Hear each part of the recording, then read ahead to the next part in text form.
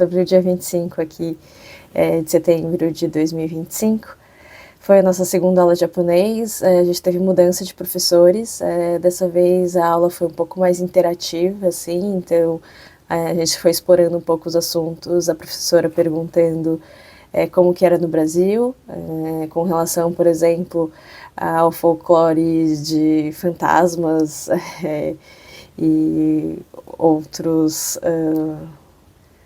fadas, anões, nesse sentido, que a gente estava conversando um pouco sobre isso, porque aqui no Japão, assim, ela estava comentando que ela mesma já tinha visto, enfim, fantasmas, aí tinha aqueles que são pessoas boas, outros que são fantasmas ruins.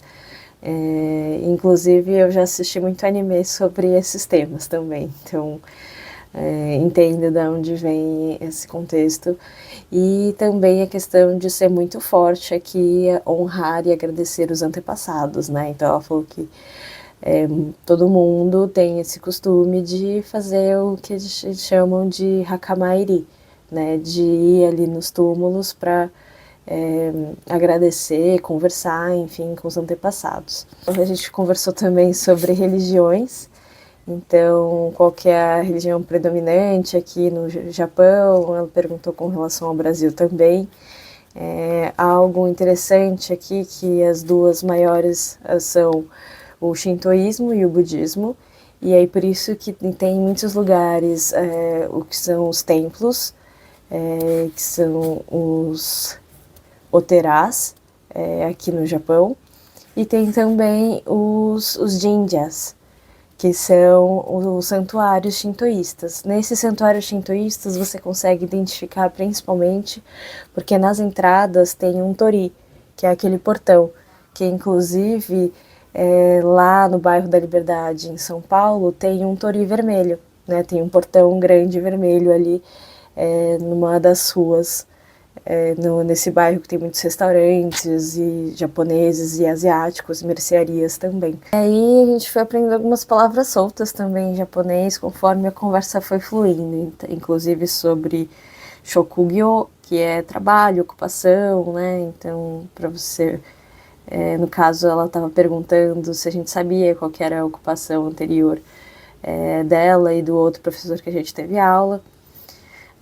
Bom, e aí, depois disso, então, conversa vai, conversa vem, a nossa cabeça, assim, tava já também estourando de novo, porque a gente mal teve intervalo, mas eu senti que até eu tava menos cansada do que no outro dia, porque o método da aula anterior era de, tipo, a pessoa falar muito rápido, assim, e aí eu olhava o relógio e falava, ai, nossa, já passou, tá acabando o tempo, aí fazia uma pausa, aí depois voltava e era tudo muito intenso, e muita informação, e aí depois parava.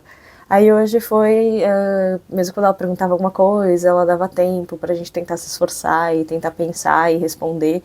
Aí a gente falava que algumas vezes não entendeu alguma palavra ou algum contexto, e ela dava vários exemplos para ajudar a explicar a palavra nova que a gente ainda não sabia. E aí depois da aula, que deu uma passadinha no correio, também aqui próximo, porque a Bruna precisava enviar uma carta, aí foi legal também para conhecer como que era esse processo. Na volta a gente precisava comprar mais mantimentos, então a gente acabou passando na Daiso, porque a gente viu lá como lojas de Hyakuen, de 100 ienes, tinha alguns itens de comida que acabam ficando baratos, assim, com relação a comprar em outros lugares.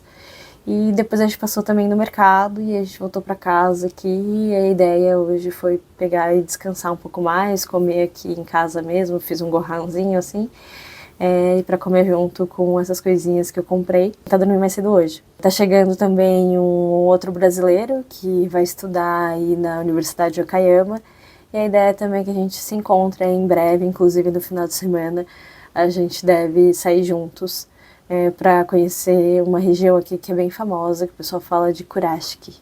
Outra coisa que a gente fez também hoje no almoço foi sair um pouco ali na região, andar e ver um restaurante aí para experimentar mais comidas aqui do Japão e de Okayama. A gente acabou encontrando ali uma outra loja de kareraisu, um outro restaurante de kareraisu para provar. E essa foi também bem gostosa, assim, a experiência. Inclusive, eu acabei conseguindo escolher uma opção, assim, que era zero ardido. E para mim, no fim, foi ótimo. Eles tinham na mesa um tablet. E aí lá dava para escolher também, então, o nível de picância. No tablet também dava para trocar de idiomas, então a gente colocou ali em inglês para conseguir ver o menu. Dava para pedir coisas extras para colocar junto com o carê. Tinha carê também de vários sabores diferentes, com vegetais, com diferentes carnes. E além disso, tinha a opção de você também optar por incluir saladas e outras bebidas. E aí a experiência foi bem gostosa. A gente tinha também a opção de colocar mais ou menos arroz, então isso que a gente achou interessante também, de conseguir dosar melhor, dependendo ali do nível da fome, né?